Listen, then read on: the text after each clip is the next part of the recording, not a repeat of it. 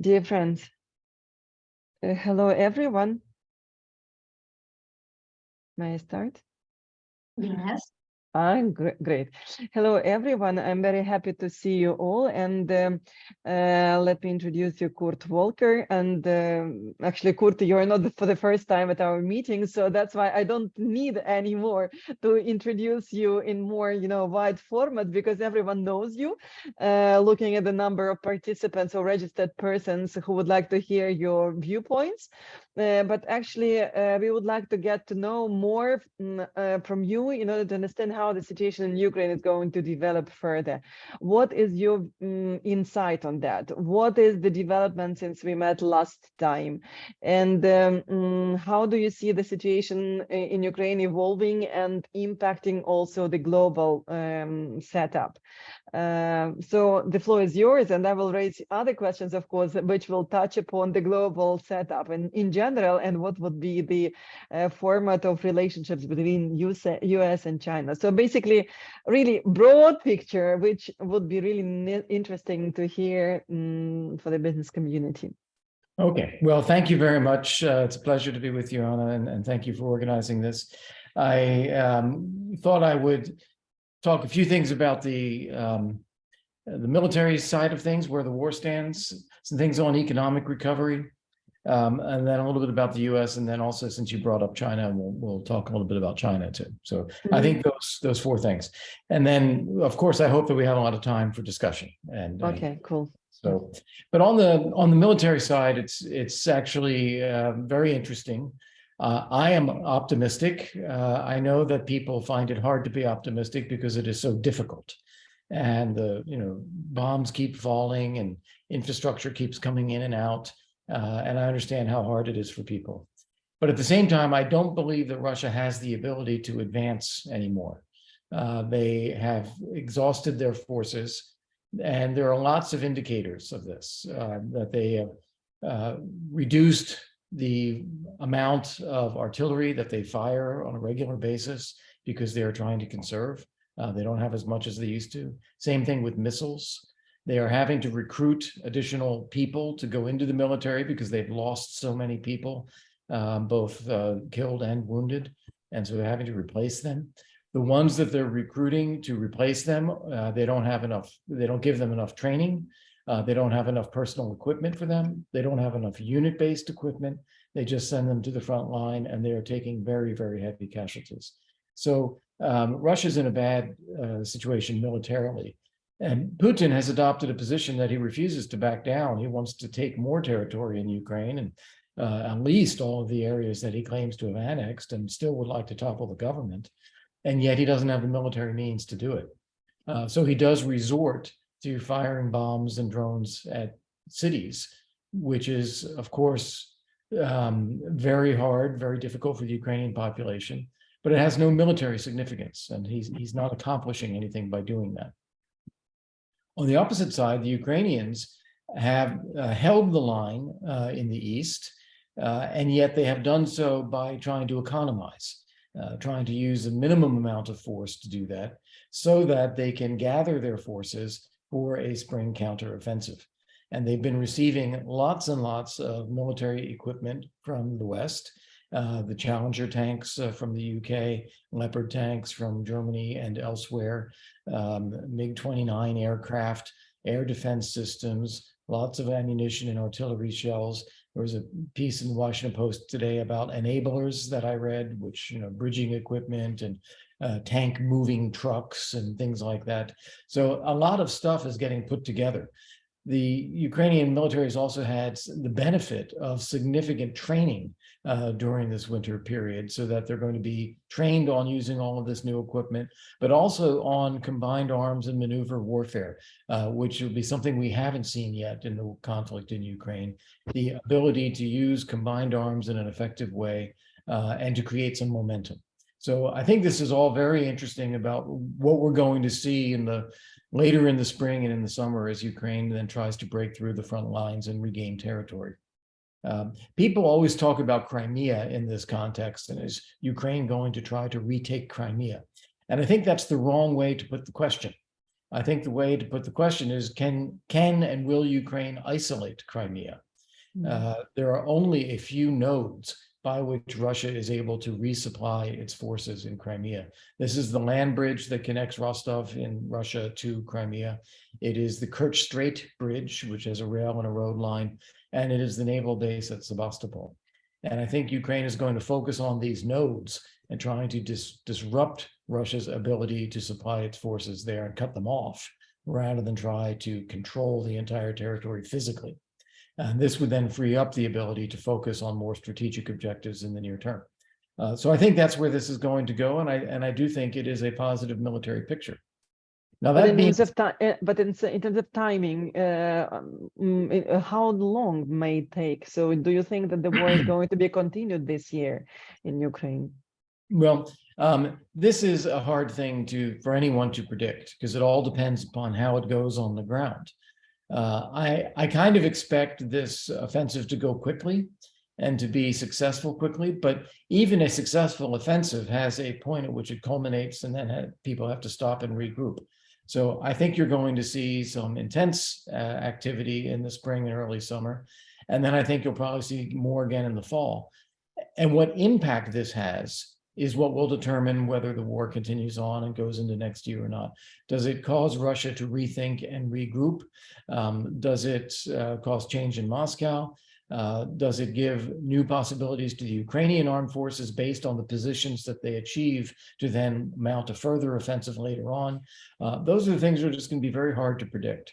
I would say if I was making plans, I would plan for the war to go on next year and even the year after that. But you have to then work hard to make it as short as possible, so to do as much as possible. But the planning should be as far out as we can see to make clear that there is no hope and no room for Russia to actually come out of this successfully. So you mean it should be 2023, 2024, and 2025, right? Well, if I had to guess, I would think it would probably wind down by the end of this year and early next year, but we simply don't know. It's a war, and things can happen.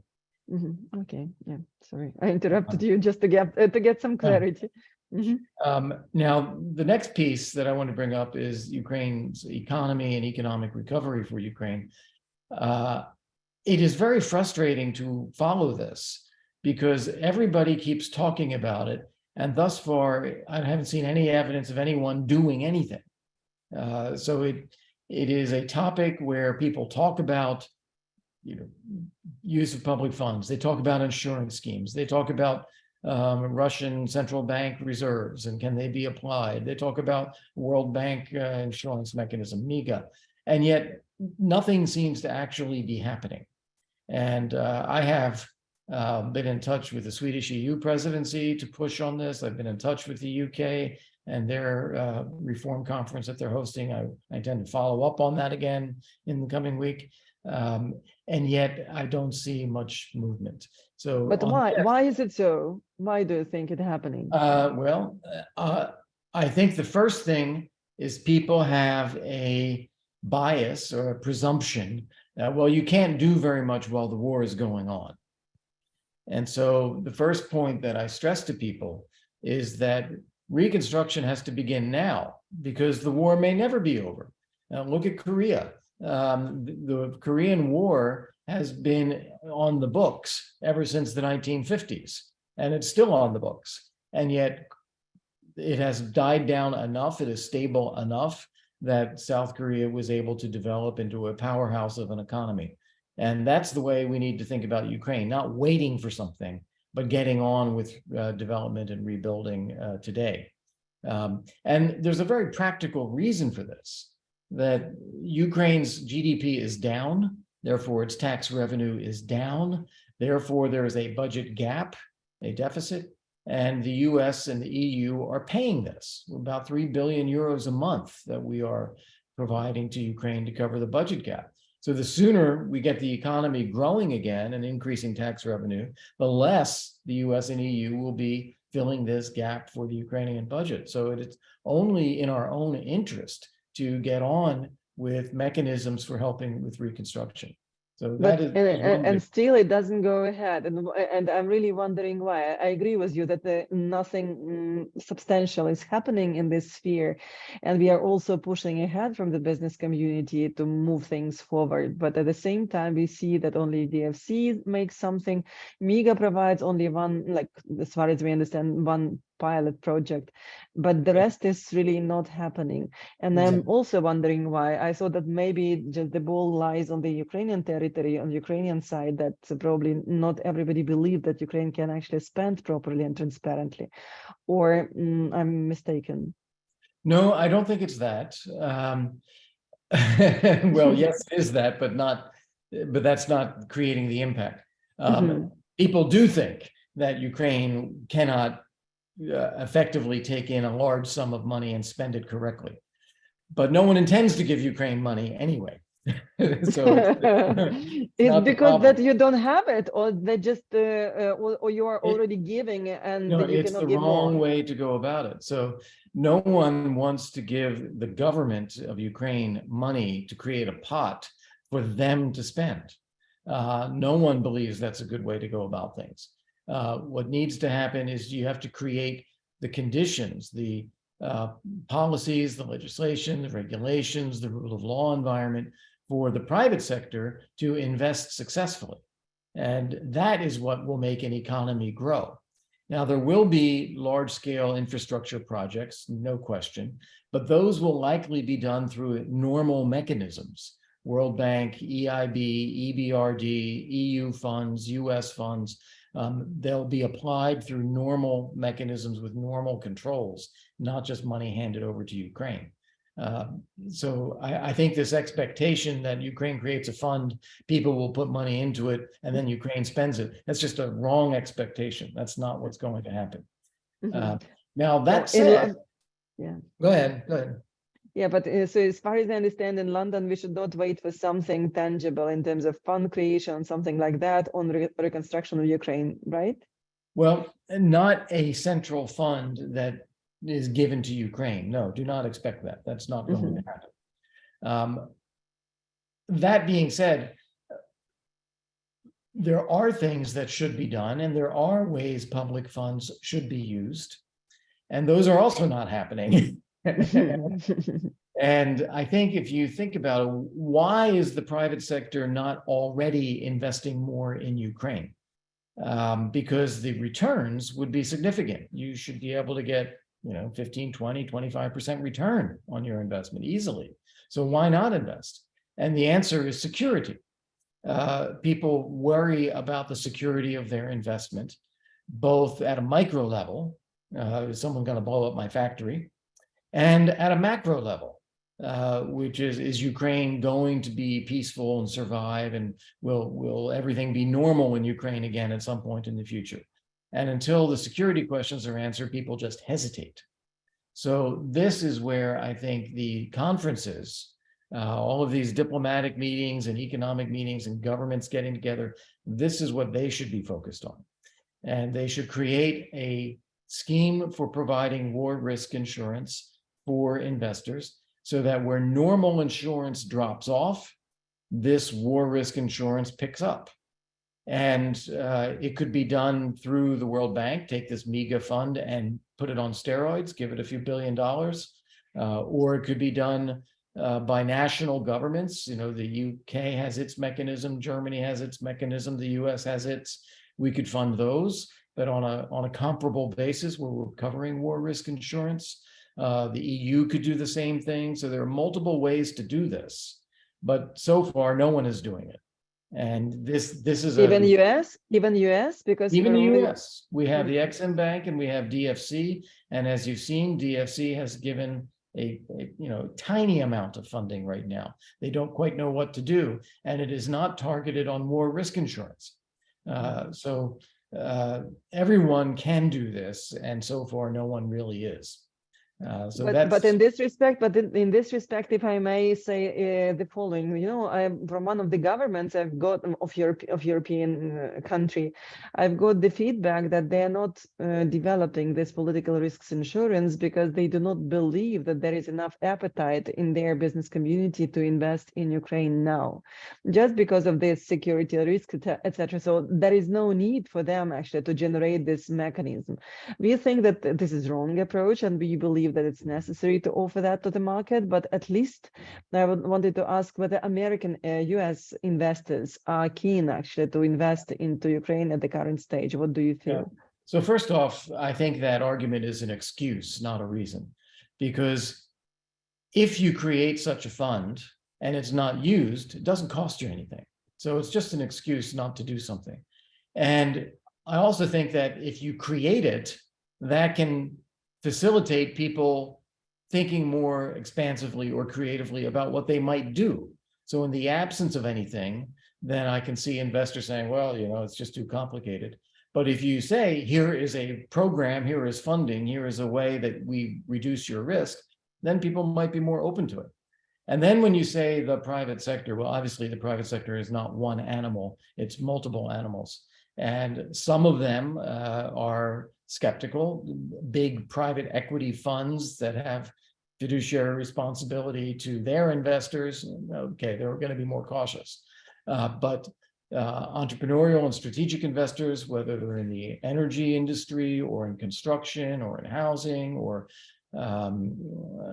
distribution of power, maybe even light manufacturing, software, all of these things, I think people would be interested in.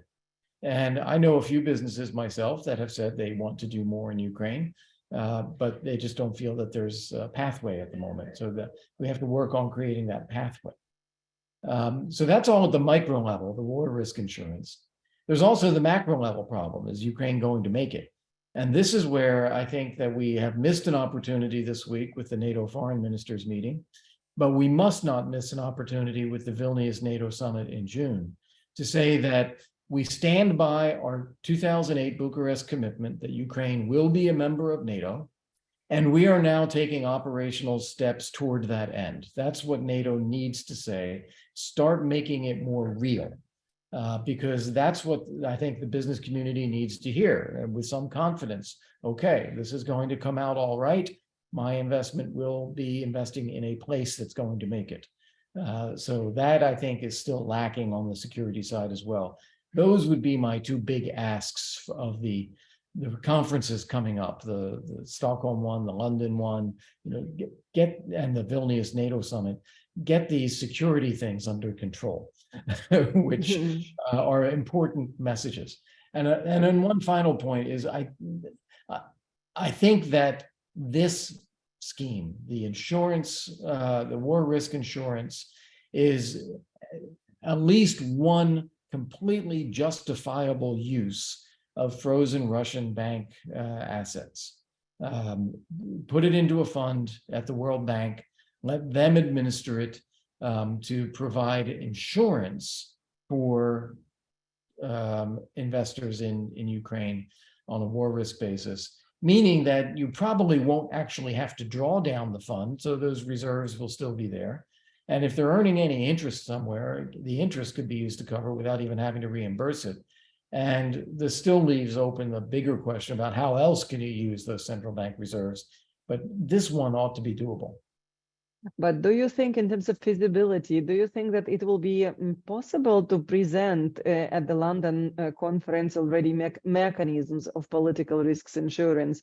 And also when it comes to feasibility of NATO Vilnius summit, well, whether it is feasible actually to present the security argument or security mechanism for Ukraine? Well, I think it is feasible. It's not too late. It's 3 months away. There's time, but I am not sure that this will get done. In fact, I'd say with insurance in London, I'd say the chances are greater. I'm rather pessimistic about NATO based on what I hear from the US. Other countries are certainly pushing this, but I haven't heard enough coming from the US yet. So this is... but why US is reluctant? It comes back to this fear of escalation of the war and making this a NATO-Russia conflict rather than keeping it in the framework of this is Russia attacking Ukraine, Ukraine's defending itself. But by NATOizing this more, they worry about escalation with Russia. And so that is still dominating thinking. I think it's misplaced. Russia's already fighting as hard as it can. Nothing to worry about there, but I do believe that is the reason. But then security will not be installed in case NATO will not actually offer the security card. Obviously, Ukraine will, so far, until the Russia will collapse, I would say in such a way, Ukraine most likely will face the security issues, no? Without NATO. I'd say, if you remember, before all of this began in February last year, I was arguing that if there is a war, Ukraine's going to win, and here's why. And it has to do with the sense of national identity and strength and resilience of the Ukrainian people. Well, likewise, I believe that Ukraine will be a member of NATO and there will be security in Europe in the future. I just think it's inevitable that that's the direction this goes.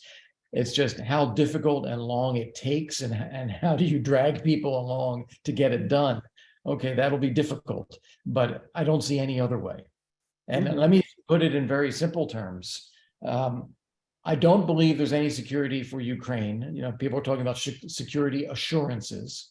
I don't believe there's any security without an American US security assurance.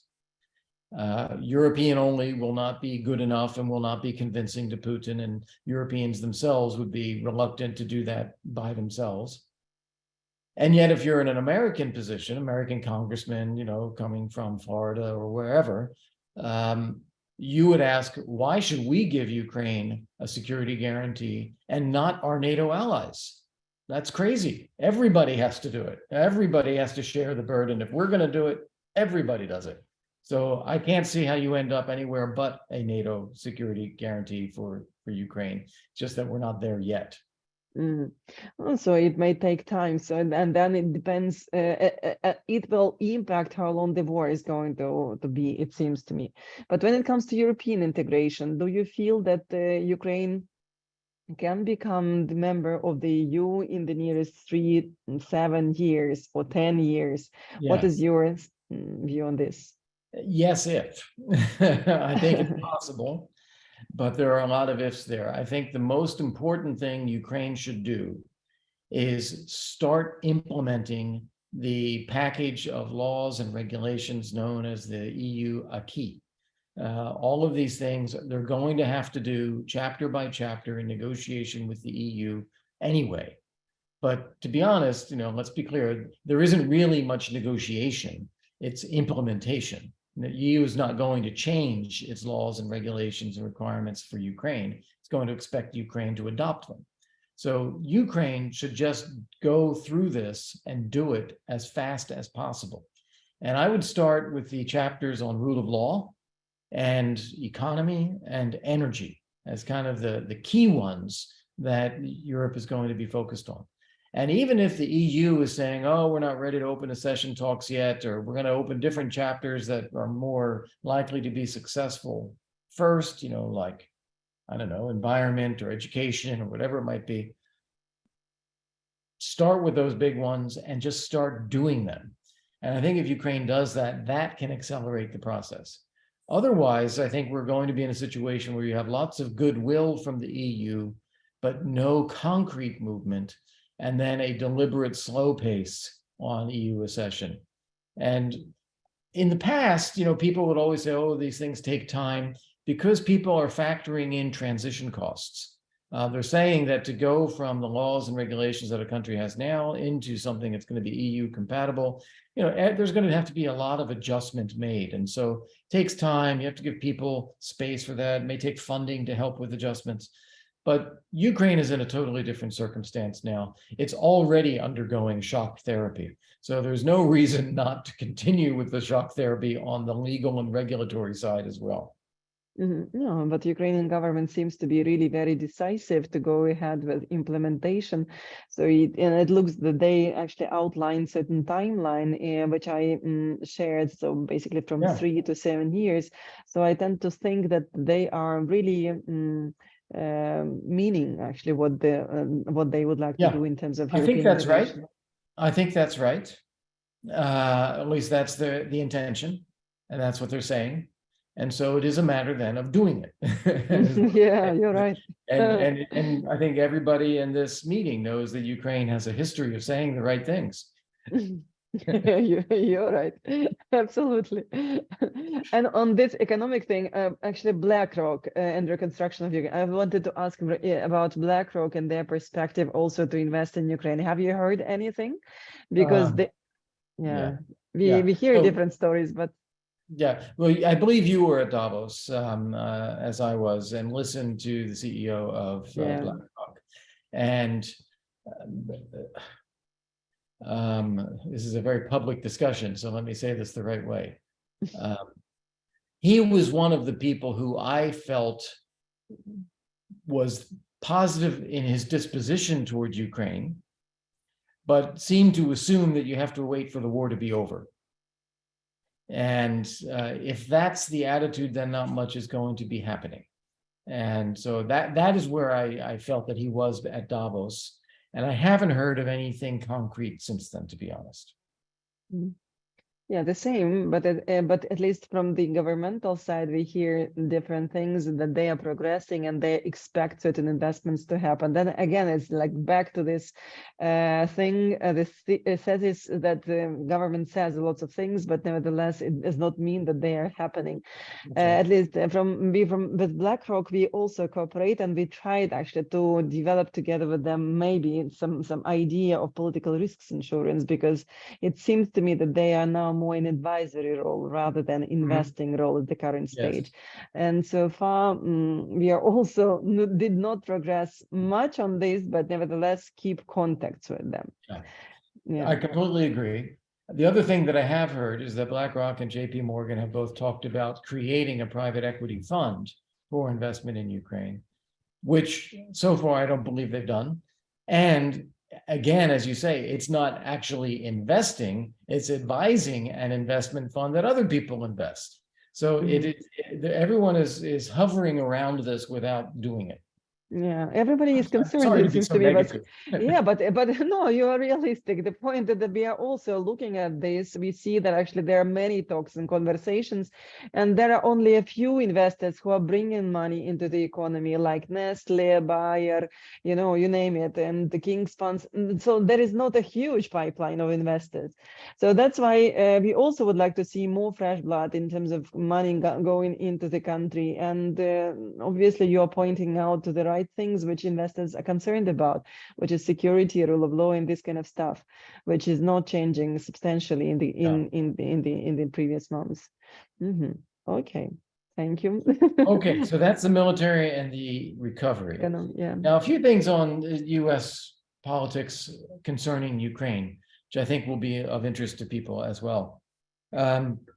There is now and for the next year a very good, very strong bipartisan consensus in the House, in the Senate, Republicans, Democrats, in favor of continued support for Ukraine, sanctions on Russia, pushback on Russia, etc.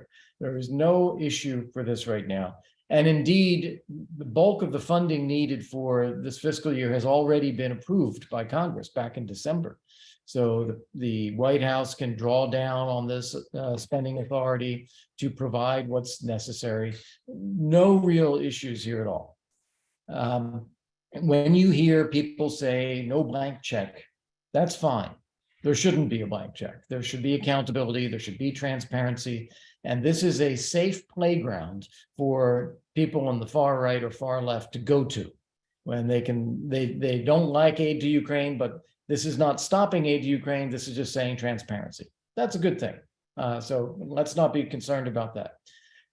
What I do worry about is next year, when we are in the midst of a presidential election, and Donald Trump intends to run and intends to win if he can, he is likely to be calling for an end to aid to Ukraine or significant changes to aid to Ukraine.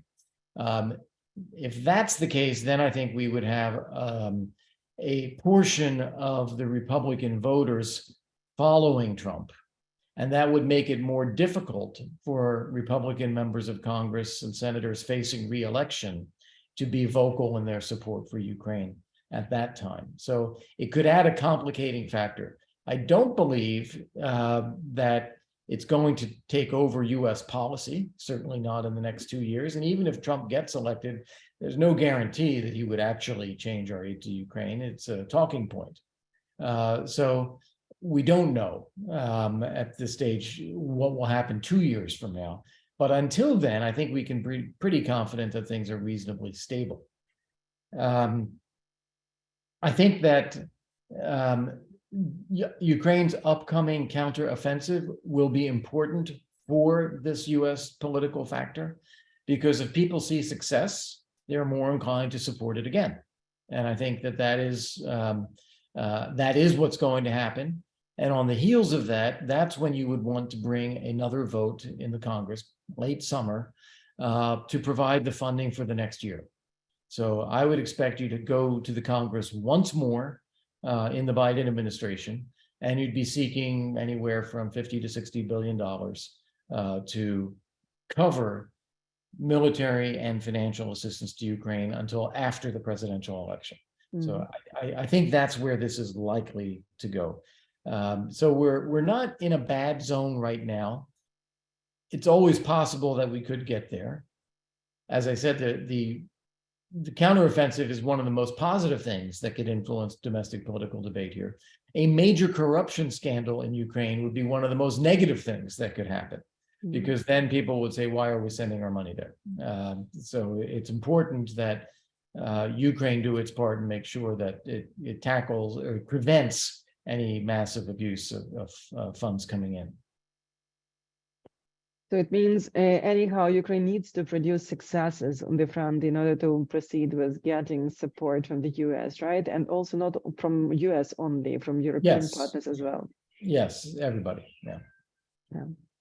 It was just, by the way, a short comment of our participant. One of the critical aspects is that mobilization takes essential resources, stuff from economy, and hard to run business further under such circumstances. So this is like a general understanding. Yeah, I agree with that. Yeah. So when it comes to US-China relationships, from what we understand, that 2025 could be critical as well in terms of this. Yeah. Here, I think there's a lot of misunderstanding of China and how China perceives its interest, at least in the US and at least in a lot of the public debate.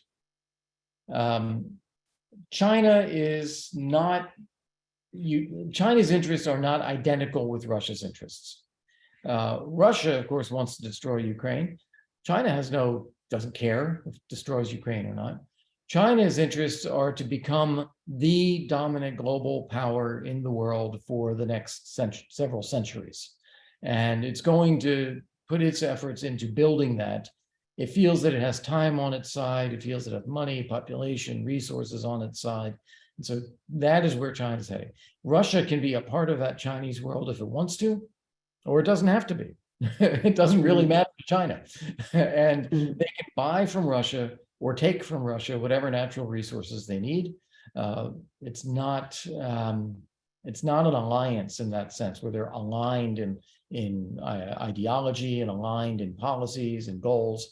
Simply not so. There is no coalition, Russian-China coalition. Yeah, it's a one-way street where China does what it wants. Russia wants support from China, and China's not providing it because it's just simply not in China's interest. I believe China wants to be a part of Ukraine's reconstruction and should be. No reason why they shouldn't be. So they're not going to throw that out the window by giving Russia arms. In fact, I think China likes being in the position of being seen as an honest broker. Well, you have Russia attacking Ukraine on one side, and you have the United States supporting Ukraine on the other side. So let's be in the middle, and let's call for peace, and let's come up with a peace plan, and let's represent the interests of the rest of the world in all of this. So I think they like that position. They're like golden share to a certain extent, you know? Yeah, yes. So I don't think that we should be concerned overly about China aiding Russia. And indeed, we should be encouraging China's engagement with Ukraine and for Ukraine, which I think will happen over time. So that is the first part of that. The second is the relationship between Ukraine winning the war and U.S. concerns about security in Asia and China's ambitions in Asia. Some people, and in fact, I just saw a tweet today from a friend on the Republican side of things, Bridge Colby. Bridge believes that the only thing that matters is China, and the U.S. has to put all its effort into countering China's ambitions in Asia. I think this is completely wrong, because China is watching what's happening with Ukraine very carefully.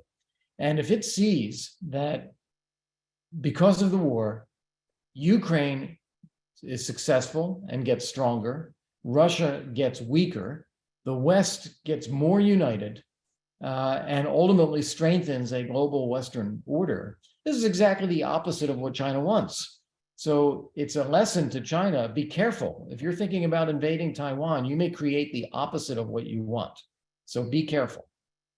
If, on the other hand, it goes well for Russia, they take over Ukraine, destroy the country, the West is divided or gives up, okay, then that's a different message for China that says, all right, we might get away with something here.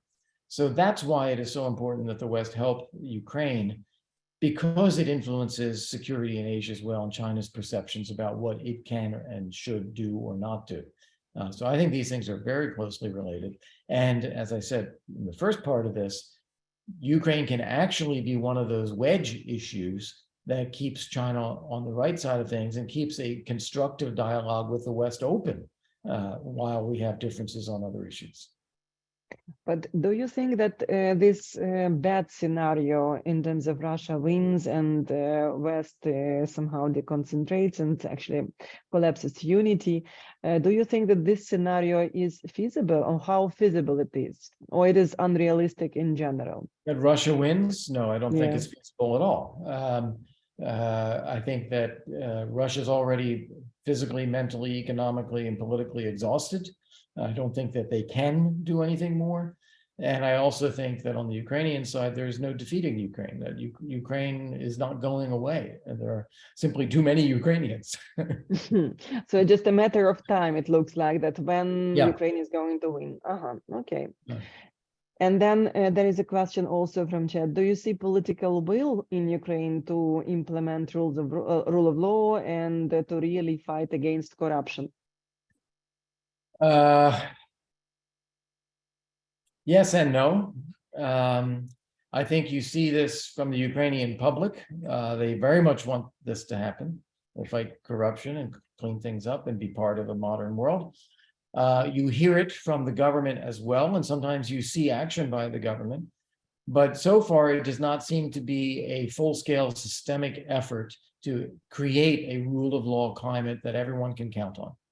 And I hope the government gets there. As you said, they've said a lot of the right things. They've indicated their desires, but we have to see it. And this has been Ukraine's problem since independence, is that we haven't seen enough yet. But what should be the sign of their right actions to introduce rule of law? When would you say that they are on the right track? I would start with the legal system, the courts and the judges, and the anti-corruption entities and the appointments there. Make sure that you've got the right people and the right structure to pursue fair application of the rule of law and anti-corruption activities. The other thing I would do, this goes back to my constant theme all the way back 5 years now. I don't believe that they've gone about, they have the de-oligarchization law in Ukraine. And I don't think they're going about it the right way. They're making it about individuals and going after individuals. What they need to do is focus instead on the structure of the economy and political system and make sure that no one individual or business can have too much control of a market or too much influence, either vertically or horizontally. That's the way, antitrust legislation, that's the way you prevent oligarchic systems, not by targeting individuals. You actually need good, wealthy, successful businessmen and women. That's right. I just would like to read you also the comment from the chat. Thank you to the people and government and the president of the United States for helping Ukraine in such a difficult time. They just really thanking you being representative of the US. So I would like also to ask to raise the point with regards to nuclear weapons in Belarus. What does it mean actually for Ukraine and for the European continent? So this is another one of those cases where you have to remind yourself of the maxim, don't listen to what the Russians say, ask yourself why they are saying it. And the reason that Putin is talking about nuclear weapons in Belarus is because he's not succeeding militarily in Ukraine. And he wants to cause concern in the West about aiding Ukraine. So it would cause fear and concern.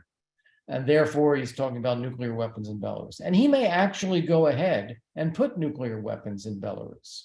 And my reaction to that is, well, it's unfortunate for Belarus, but otherwise, so what? These are the same nuclear weapons that are already in Russia. They're under the same command and control, which is the Russian military and the same commander-in-chief, Vladimir Putin, and same power. And I think unlikely that they would be used because they wouldn't achieve any Russian objectives to use them. So I think this is a lot of noise coming from Russia to try to cause concern in the West. And I don't think we should actually be that concerned. That's good. Do you see the risk of full-scale war, like Third World War, between Western world and China, Russia, Iran? Question from chat. No. First off, I don't think China, Russia, and Iran are on the same page. So I don't see the three of them together. I don't think China wants to be in a world war. I think China wants to increase its power gradually and with as little resistance as possible. And where there's resistance, it will just budget more time. I think China is going to be more patient on this. I don't think Russia has the ability to wage a world war anymore, other than nuclear weapons. And as I said, I don't think nuclear weapons achieve anything for Russia either. So I just don't see Russia able to do that. And I think that the West has also been quite careful not to put ourselves in the position of being in a direct confrontation with Russia or with China, so that there's no justification for escalating in that way. Another comment, thanks for the positive forecast. When Ukraine wins, how fast do you think the West would like to have business as usual with Russia? Depends where. I don't think the Baltic states and Poland actually ever intend to go on business as usual with Russia, unless by that you mean business as usual is no business at all. But in France and Germany, I think as soon as they want to go back to business as usual. Now, what makes the key word there is as they can, as soon as they can. What does that mean? Well, when Putin is under indictment for war crimes, it's very difficult to go to business as usual with a leader who's under indictment for war crimes and others who have yet to be held accountable for war crimes. So I think you're going to see a need for a change of government in Russia before people can go about trying to rebuild a relationship with Russia. There might be some effort to talk with Russia and establish some stability, such as insisting that Russia live within its own borders and don't stop attacking other countries, and maybe to cooperate with accountability. So war crimes investigations are turning at least some people over for war crimes, even if they don't turn Putin over. But that might be the extent of what the West can do in the short run with Russia. But as soon as they can, as soon as Putin is out of power, as soon as there's some kind of change in Russia, there's going to be a rush to try to then build a new relationship. And do you envisage this change of regime in Russia any time soon this year, or it can last? Have you thought about that? Yeah, there's no way to know. Again, it's not in our hands. It's not in any, none of us can have an impact on that. It's only the Russians who can do that. And I do think that how the war proceeds this year can have an impact on that, can cause the Russians to realize that Putin is losing and he's destroying his own country. And they don't want that. They want to protect what they've got still. So that could have an impact. So it could be as soon as this year if things go very well for Ukraine in the counteroffensive, but it could drag out for years and years as well too. Because experts in the media, at least, they say that the rise of private armies in Russia might mean the internal, really tensions for fight for government, for power. Do you agree with this, that this kind of emerging private armies might mean this tension in the political circles of Russia? Trying to fix the lighting there. I'm sorry. I see. It's not working. Not working. I'm gonna maybe turn. I'm sorry. It's fine. You have such a nice environment. Well, it's a great room. It's lots of light, but unfortunately, sometimes sunlight hits the camera. So, can you repeat that question? Armies, private armies in Russia. Do you believe that it provokes some tensions in political regime in Russia? And do you mean that it means that? Do you think that it means a fight for power in Russia?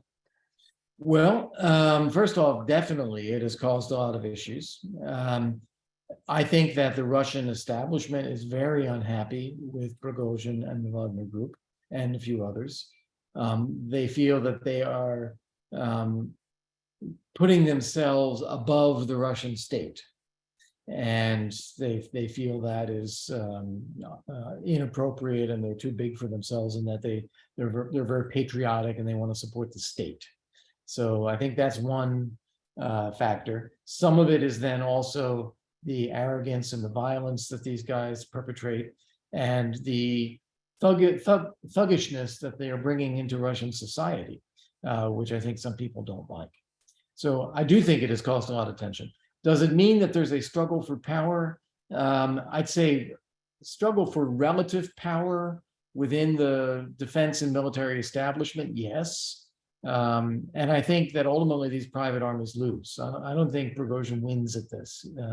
It's always going to be the Russian state that wins at this. But for now, Putin is allowing this to continue because they actually need the Wagner Group forces on the ground. But I think at a certain point, we're going to see that the Wagner Group is taken over. What are the perspectives of Russia falling away and the number of new states being created or a number of areas being taken by other countries? So is the question, say, about the Baltic states and some of their territory being taken by Russia, or what? No, it just, as far as I understood the question, that there could be some collapse of Russian territory into several pieces, and then and some of the pieces could be picked up by some neighboring countries, as far as I understand. Well, first off, I think fragmentation in Russia is a real possibility. I wouldn't go so far as to predict it as a likely outcome, but it's certainly a possibility. You have regions that are linguistically and ethnically and geographically very different and very distant from Moscow. So, and Russia really is an empire internally, not just externally. So I think that is possible. Some of them are more determined than others. I think Tatarstan is the one that people think of the most as being, a separate mindset. But if Russia were to fragment, I doubt that other countries would take pieces of Russia. I think that they would still view that as having the risk of a conflict. And I don't think anyone is looking to be in a conflict. So I think they would instead support independence for some of these places, but not necessarily take Russian territory. different from Russian territory are pieces of territory of other countries that Russia has occupied, such as South Ossetia or Abkhazia or Transnistria. Yeah, those I would see going back to their rightful countries. But other countries coming and taking pieces of what's now Russia, I don't think so. Like China, for example, no? I don't China. think so. I don't think so. I don't think they need to. I think they can just, through regional governors, through population, through purchases of resources, they can just absorb things and be influential without having to claim the territory. Do you believe that Ukraine finally, in some of days, will be recognized by Russia as part of the EU Western world, or it will be still accepted as temporary lost territory of people? Under Putin, the latter, he will never accept it. But if there's a change in Russia, then yes, I think you can come back to recognizing Russia or recognizing Ukraine as an independent European state. Is there any chance for deblocking seaports before the war finish? Yes, this is an important question, and I believe this ought to be an area of focus for NATO, for Turkey, for the United States, for Romania, Bulgaria. We should be looking at what is required to restore freedom of navigation in the Black Sea. It is unacceptable that Russia is unilaterally denying freedom of navigation to anybody operating in international waters or airspace if they are going in and out of Ukrainian water. This is an unacceptable limitation on freedom of navigation, and I think we should be ramping up an effort to restore this freedom of navigation. And we could look at what might be required from a political mechanism, perhaps some proactive security measures to have patrols and movements in the Black Sea, but we should not accept that Russia closes ports and denies navigation. But how fast do you think it can be done? Because obviously this is one of the major things for exporters of Ukraine. Yeah, well, again, how fast does anything get done? It depends on the political will to do it.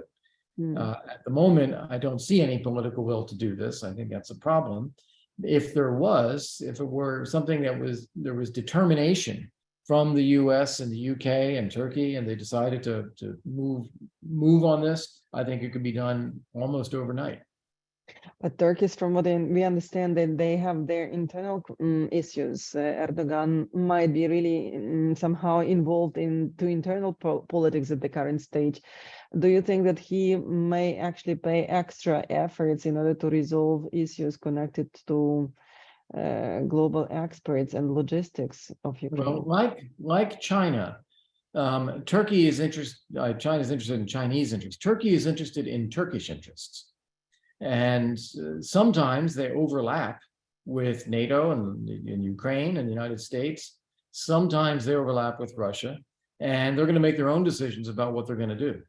In this particular case, I think Turkish interests are served by Ukraine functioning fully as a trading partner in the world, and having its ports open and shipping food and grain and going in and out of the Bosporus. I think that serves Turkish interest, and Russia controlling the Black Sea and preventing that kind of free movement of goods and people does not serve Turkish interest and does not support Turkey's rights under the Montreux Convention. One of our guests is saying that many thanks to Mr. Volker for his consistent support of Ukrainian people in this dark time. Very appreciated for his valuable efforts. So this is to you. Very kind of you. Thank you very much. And do you think that majority of Ukrainians who left Ukraine as refugees will return, and when they might do that? Well, it's a great question too. I think a majority have returned. Not yet. No, not more than 50%. I would have guessed that it was about that or a little more, but I think the majority of Ukrainians do want to return. And certainly that's the message I get from Ukrainians I talk with. However, life happens, practical things. You end up living in a country, your kids are going to school, everybody's learned the language. It gets harder over time to think about going back, even though I think people have the intention to go back. you will face a time when, once the war is over, if assuming we can say it's over, or there's enough time that goes by, it's stable and secure enough, the countries that have given temporary residency to Ukrainians may start to restrict it again. And it'll come down to then individual cases. Okay, do you now transition from temporary resident because you're Ukrainian to some new type of residency status? And people will have to qualify for that, and the countries would have to approve that.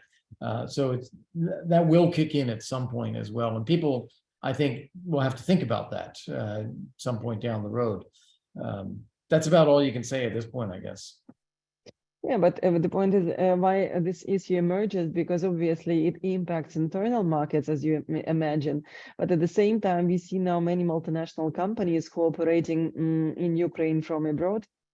They're all concerned about their people who are actually working outside of Ukraine, and they're really concerned that they might not return actually at some point to Ukraine. And that's why this issue arises from time to time. And this is also connected to the fiscal residency, which, as far as we understand, was waived in the US, and the Ukrainians who are working for Ukrainian-based companies could be staying as fiscal residents of Ukraine, not as fiscal residents of US, which is not the case in many European countries. At least so far, there is no clarity on that. And we hope that Europe will also take this principle that Ukrainian refugees are outside of Ukraine just because of the war. It's not because of their personal will, it's just because of the war and because of security situation.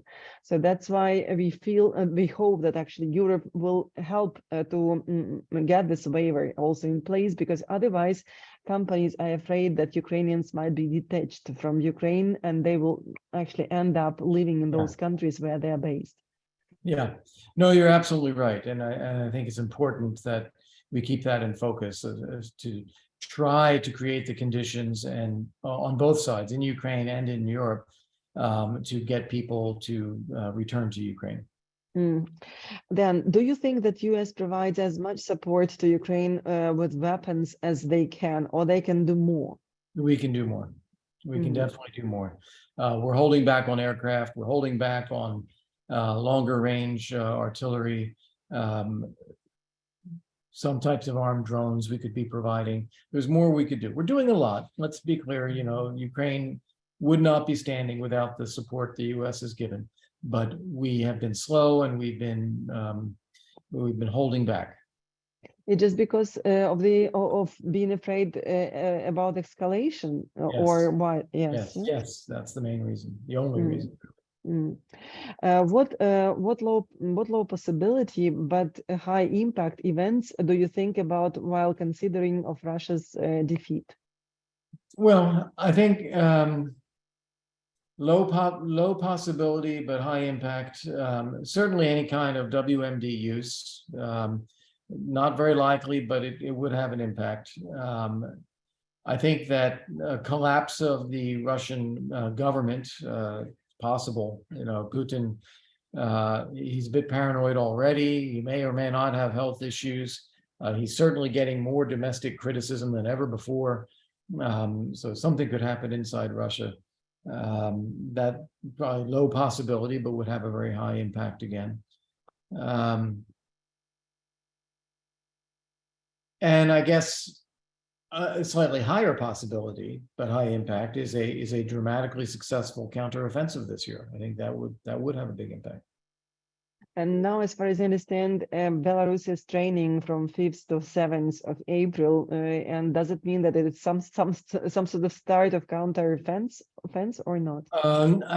So Lukashenko increasingly does not have any power in the relationship. He has basically made himself dependent on Putin to stay in power. At the same time, I think he has convinced Putin that getting the Belarusian military involved in Ukraine would backfire. They will not have the same. If we look at the Russians being incompetent, the Belarusians will be even more incompetent when it comes to fighting in Ukraine. And He's also concerned that some of them would actually arm up, enter Ukraine, and turn around and join the Ukrainians. And you already have a lot of Belarusian volunteers working with the Ukrainians. And I'm sure the Ukrainian military would make sure that they are the first people that the Belarusian military would meet if they come to Ukraine. So I think Lukashenko knows that getting the Belarusian military involved would backfire. And I think he's probably convinced Putin of that. So it's really, I'm just thinking how positive and how optimistic, scenarios you are drawing in terms of, winning and victory of Ukraine. And just necessary really to take some efforts in order to go through this turbulent time and wait until the victory is in place. And in this respect, I wanted to ask you what business community can make, to your point of view, in order, for example, to introduce political risks insurance and to bring more investments into the country? Well, I keep urging the recovery conference mechanism to establish a formal private sector advisory council for recovery efforts. And it should be multinational, should be Ukrainian and European and American, diverse companies and industries, and use this as a vehicle for providing input to governments about what is needed on Ukraine recovery. I think that is something you could actually take the lead on and do. Say, we're not going to wait to be invited. We're going to go put it together and deliver it to the British government and say, we are the private sector advisory council for the Ukraine Reconstruction Conference. So that would be one thing. And then secondly is put down in practical terms, country by country, how would a war risk insurance mechanism work?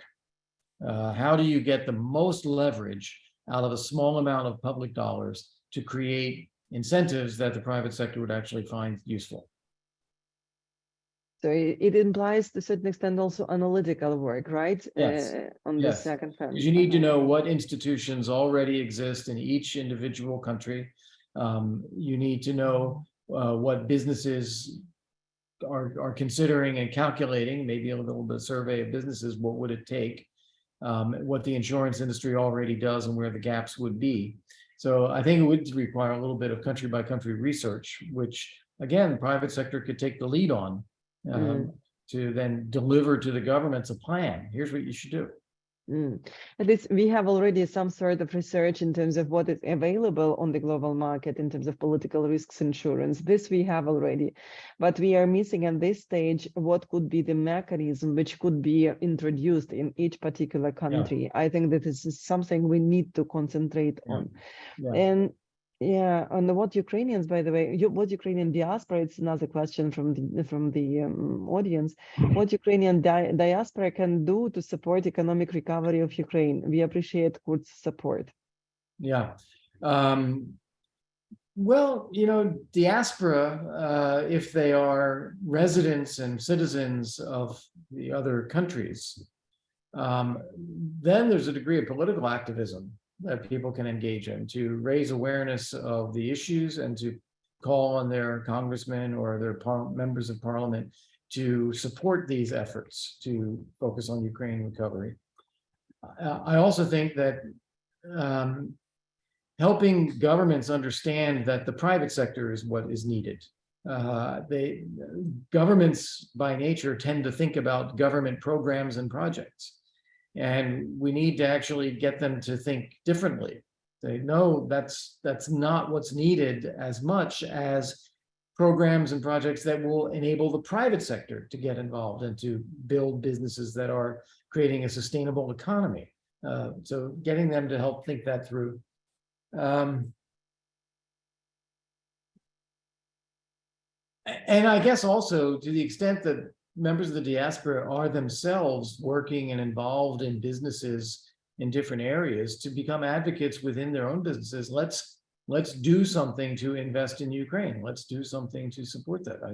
I know a guy who's in private equity, Goldman Sachs, another one is in private equity in Boston, who are Ukrainian Americans, and that's exactly what they do, is they are trying to find ways to get their own institutions to be more engaged. And do you recommend to your fellow Americans to invest in Ukraine now at this stage? Yes, yes. I think that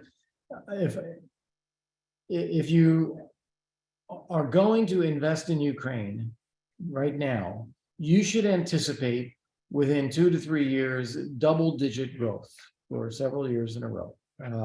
It's just, when you're down 30% of GDP, the only way to go is up. So you want to get in and do that. And the only thing you have to do is mitigate the risk. But do you think, but in case actually you believe that in 2 years we would grow to two-digit growth, you envisage that most likely the war might be over, or at least security might be installed, right? It's going to, look, we're talking now, when we say a year or two from now, double the time that has already elapsed since Russia launched this invasion. So a lot can change in that space of time. A lot will change in that space of time. So I think that it is reasonable to expect that it's going to get better from an investment point of view in that period of time. And coming back to your proposal on advisory group or advisory mechanism, which could be recommended to London conference, for example, I was just wondering and thinking whether it might fly and whether it might work, because I remember from the past there was a number of different advisory groups in Ukraine in particular. And for example, Foreign Advisory Council, Foreign Investment Advisory Council.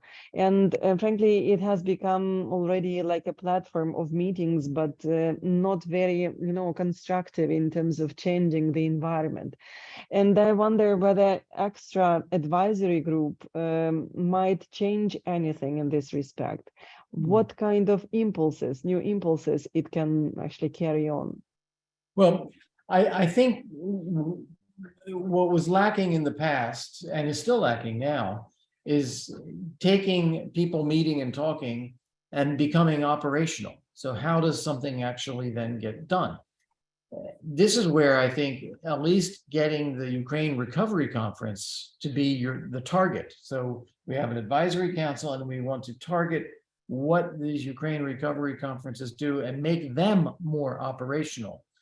That, I think, would be a good goal and a different way of looking at it than what's been done before. Could be with the same groups, could be with different groups as these advisory councils, but it needs to have a target of becoming operational. And I think that the Ukraine Recovery Conference should itself have a target of becoming more operational, not just meeting once a year, but creating ongoing policy coordination among states. As far as I understand, both Lugano and now London has this ambition and has this assignment in its nature, because it seems to me London would like to have even more access to and more emphasis to private sector. So I suspect that they would like to be more operational. The question is that actually being operational and implement things, it seems to me means be inside the government, because outside of the government you will not be able to implement those things and ideas and recommendations which have been taken. So that's why we are again back to square one in terms of political will of the government to implement change, right? Yep. No? Yes. I agree. It all goes together. There's no magic bullet. Everybody has to do their own part. Yeah. Okay. On this positive note, I would like really to thank you so much. And we understand that we have to do a lot of things, both together and separately. But obviously, we might see each other in London, and I hope that this conference will become more operational and will bring more solutions to Ukrainian society, to the business society, and it can bring more clarity at least, because from at this current stage, we as far as we understand, that we are missing this clarity in terms of how the whole reconstruction process is going to be made. I would like again reiterate our gratitude to you for your ideas, and thank you so much for your positive outlook.